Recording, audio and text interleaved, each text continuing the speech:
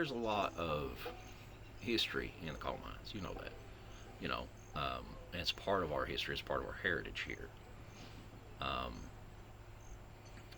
but when the mines went down, at first everybody went and looked for another mining job. But I think when they seen, well, there ain't no more mining jobs, they started looking for another high-paying job. And if those jobs had been there, I have no doubt in my mind. It's just a matter of practicality. We'd took them. You know, yeah. Any industry could have come in here with labor jobs, skilled labor job, and could have snatched up hundreds or thousands of skilled laborers at a good price, and it just didn't happen.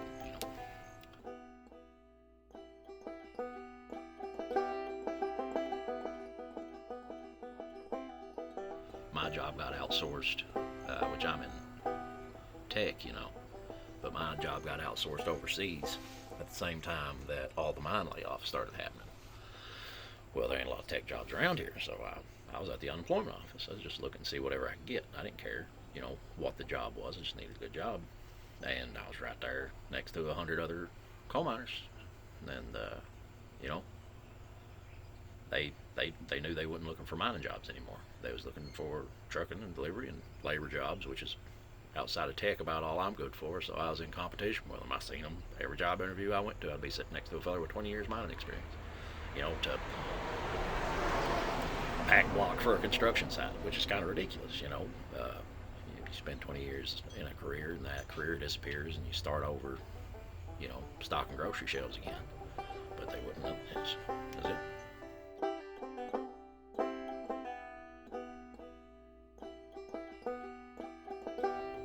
There's a lot of skilled laborers, you know, um, from the mining industry that could be repurposed into a lot of other industries.